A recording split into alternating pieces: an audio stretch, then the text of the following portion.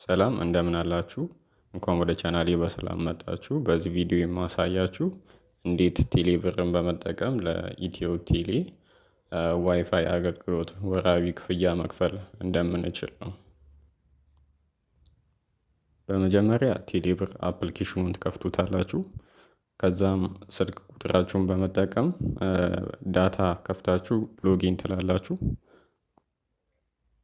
ከገባችሁ በኋላ ክፍያውን ለመክፈል በቂ ባላንስ እንዳለ ካረጋገጣችሁ በኋላ ከስር ካሉት አማራጮች ውስጥ ፔመንት የሚለውን ትነኩታላችሁ። ከዛም እዚህ ጋር ዩቲሊቲ ከሚለው ስር የመጀመሪያውን አማራጭ ማለትም ፔይ ኢትዮ ቴሌኮም ቢል የሚለውን ትነኩታላችሁ። ከዛም እንዲህ አይነት ፔጅ ያመጣላችኋል። አሁን ፎር ሰልፍ የሚለው ላይ ነው ሴሌክት የተደረገው። እሱ በስልክ ቁጥራችሁ ለምትጠቀሙት አገልግሎት የምከፍሉበት ነው።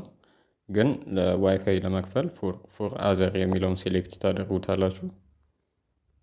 ከዛን ከሰርቪስ ነምበር ወይንም ከአካውንት ነምበር ያላችሁን ከሁለቱ አንዱ ያላችሁን ትሞላላችሁ ማለት ነው። በቴክስት እንድከፍሉ ከተጠየቃችሁ በቴክስት የሚላክላችሁ አካውንት ነምበራችሁ ነው። አካውንት ነምበር ውስጥ ነው የምታስቀምጡት። እኔ ግን የማውቀው ሰርቪስ ነምበሬን ስለሆነ ሰርቪስ ነምበር በመጠቀም እከፍላለሁ። ሞልታችሁ ኔክስት ካላችሁ በኋላ ያልተከፈለበትን ወር ቢል ያመጣላችኋል።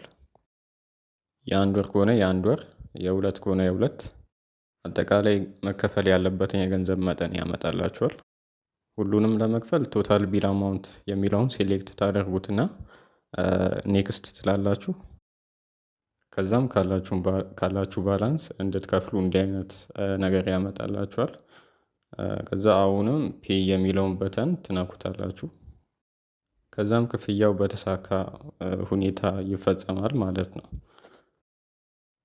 ይህን ይመስላል። በዚህ መንገድ ነው ለዋይፋይ ክፍያ የሚፈጸመው በቴሌ ብር። ቪዲዮን ከወደዳችሁት ላይክ እና ሰብስክራይብ አድርጉ።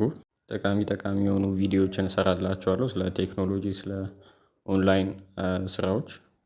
ስለተከታተላችሁኝ አመሰግናለሁ። ደህና ሁኑ።